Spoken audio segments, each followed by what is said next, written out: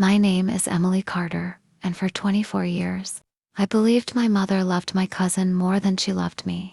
I know that sounds like something only bitter people say. I used to hate hearing those stories, until I became one. If you'd asked anyone in my hometown who Carol Carter's daughter was, they'd probably have answered Emily, but if you'd asked who she was proud of, they would have said Sophie, my cousin. Every birthday, Sophie got the bigger cake. Every Christmas, she opened the first gift. Every family photo placed her beside my mother, while I somehow ended up on the edge. Whenever I complained, Mom smiled the same patient smile she'd perfected over decades. You're older, Emily. Be the mature one.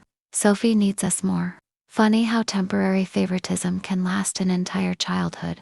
By 16, I had stopped competing. You can't win a race when the finish line moves every time you get close. College didn't change anything. When I graduated with honors, Mom missed the ceremony because Sophie had a dance competition. When I landed my first corporate job in Chicago, Mom mailed me a congratulations card 3 weeks late. The same week, she flew to California to celebrate Sophie's internship. I kept telling myself families were complicated, that one day she'd finally see me. One day never came. Then, 2 months before my 29th birthday, my grandmother died. Her funeral became the first time our entire family had gathered in almost 5 years. I almost didn't go, but Grandma had been the only person who never made me feel second place. I owed her that much. After the service, relatives drifted through the old farmhouse, sharing memories. Mom stayed glued to Sophie as always, fixing her hair, bringing her coffee, introducing her to distant relatives like she was displaying a trophy. I watched from across the room. It didn't even hurt anymore. It just felt familiar. Then Grandma's lawyer cleared his throat. I need everyone to stay. I've been instructed to read one final letter. None of us knew that within 20 minutes, one sentence, and one DNA test would destroy everything my family believed about us. The room fell silent. Grandma's attorney unfolded a cream-colored envelope, adjusted his glasses, and began reading. If you're hearing this, it means I'm finally at peace. But before this family continues pretending everything was normal, there's one truth I can no longer take to my grave. Every chair creaked as people leaned forward. My mother folded her arms. Sophie looked confused. I felt my heartbeat quicken. The attorney continued. Carol, if you're reading this, you already know what I'm talking about. You've spent 29 years protecting a secret that never belonged to you. Mom's face drained of color. For the first time in my life, she looked scared. Not embarrassed, not angry, scared. The attorney paused, then read the next line. Emily deserves the truth. She deserves it more than any of us deserve forgiveness. Nobody moved. My uncle slowly turned toward my mother. What truth? He asked. Mom didn't answer. The silence grew so heavy, it felt impossible to breathe. Then the attorney reached into the envelope again. There are additional instructions, he said. He placed a sealed packet on the table. Mrs. Carter requested that Emily, Carol, and Sophie complete a DNA test. The testing has already been prepaid. The room exploded. What is this? Is this some kind of mistake? Why would she ask for DNA tests? Questions flew across the room. Only my mother remained completely still. She wasn't denying it. She wasn't defending herself. She simply stared at the envelope like she'd been expecting this day for years. I looked at her. Mom, what aren't you telling me? Tears filled her eyes. But instead of answering, she whispered the sentence that changed everything. I was trying to protect you. I shook my head. From what? She closed her eyes. From losing your family. At that moment, I had no idea the DNA test wasn't about proving who belonged. It was about revealing who never had. The drive home felt longer than the 20 miles on the highway. No music, no conversation. Just the sound of tires rolling over the asphalt and my mother's quiet sobs from the passenger seat.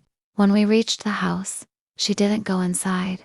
Instead, she sat on the porch swing where she'd spent countless evenings watching Sophie play in the yard.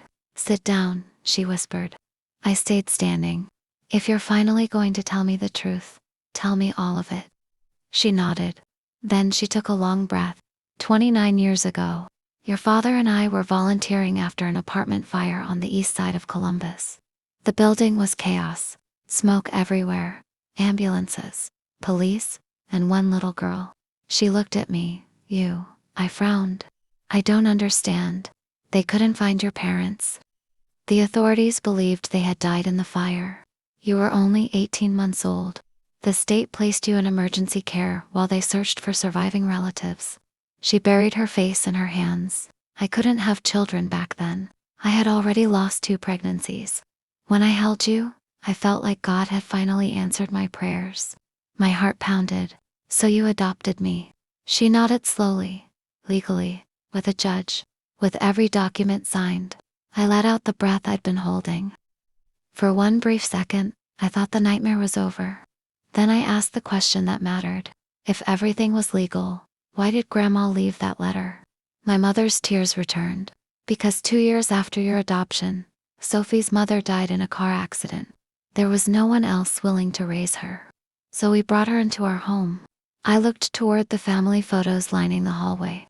Every picture suddenly made sense. My mother hadn't chosen a cousin over me. She had been trying to love 2 daughters. But somewhere along the way, she stopped seeing that one of them always came second. Then she said something that shattered me all over again. I spent so much time making sure Sophie never felt abandoned that I accidentally abandoned you. For a long time, neither of us spoke. The evening sun slipped behind the trees, and the porch grew quiet except for the sound of crickets.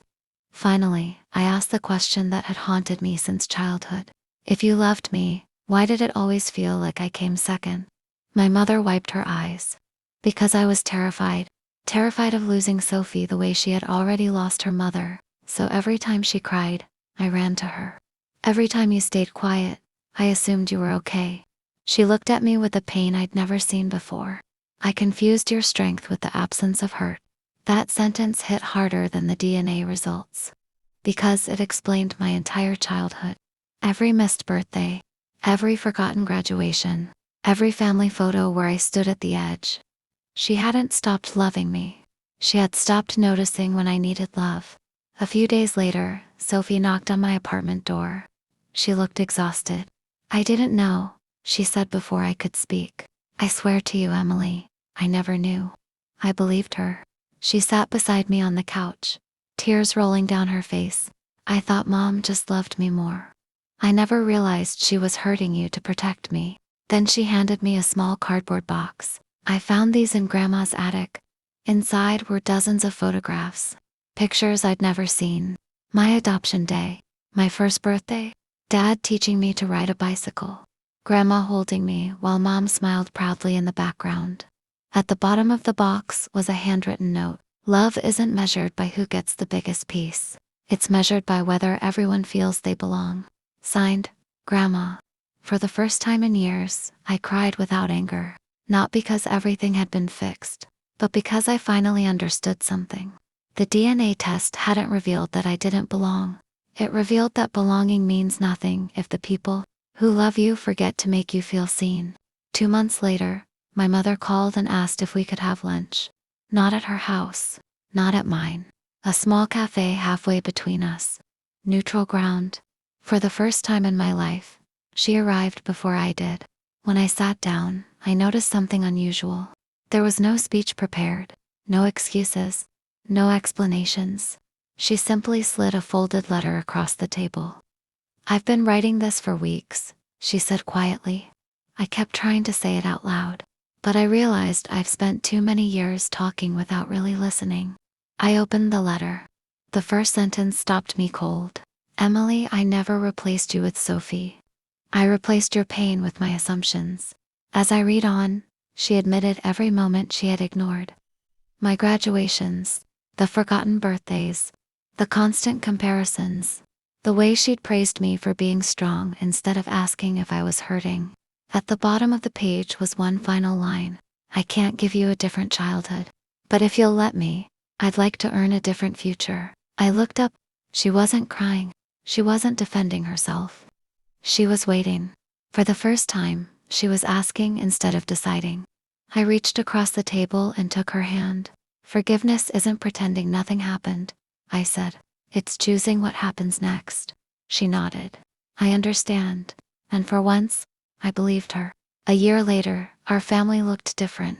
Not perfect, different. Sophie and I had become real sisters, not because of DNA, but because we finally stopped competing for love. That wasn't meant to be a contest. My mother started a new tradition. Every birthday, every graduation, every family dinner, she took one photo. Then she looked around the room and asked, "Is everyone here?" It sounded like such a small question, but for me, it healed the biggest wound. Because the little girl who always stood at the edge of the picture was finally being invited to the center. Sometimes, the biggest family secret isn't hidden in your DNA. It's hidden in the quiet moments, when someone you love forgets to make you feel seen. And sometimes, the strongest families aren't the ones without broken stories. They're the ones brave enough to stop repeating them.